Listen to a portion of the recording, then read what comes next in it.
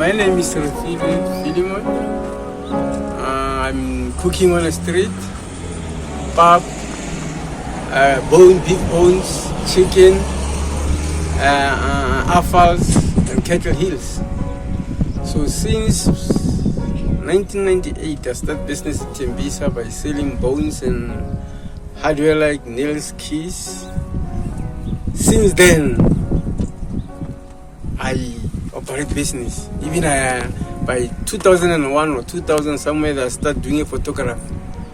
In 2006, I do a videographer. Today, I'm cooking on the street. Pap, cattle heel, beef bone, and last is chicken.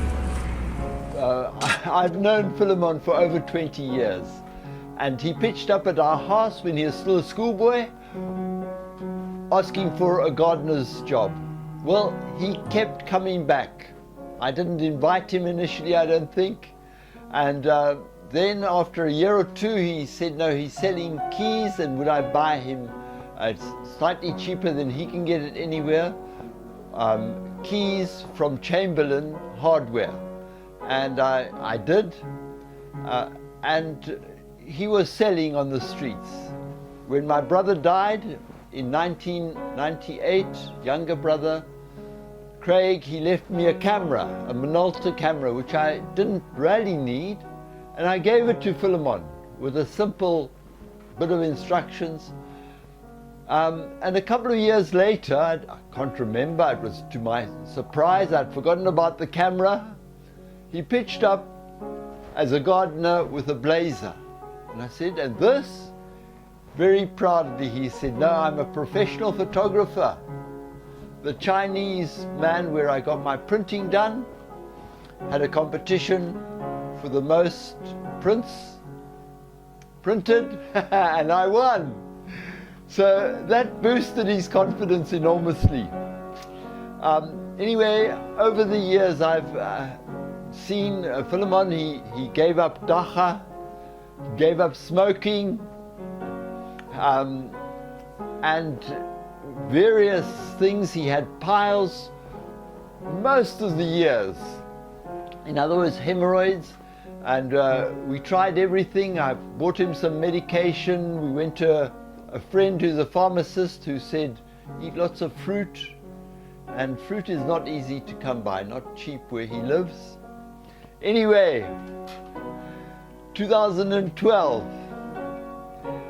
he gave his life to the Lord. He had a conversion, and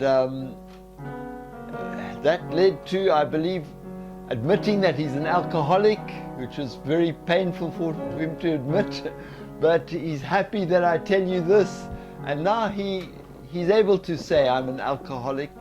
But I've been, for 3 years, I've been sober, I've been dry, and his piles are almost no more, and now he's been selling, well, since they let him back on the street, he's been selling food to passerbys, locals, take away food, as well as sit down and eat.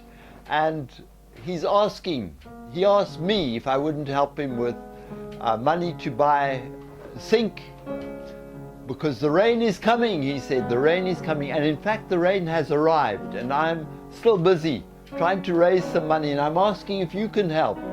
We're looking for 12,000 rand, and if we get less, we'll do what we can.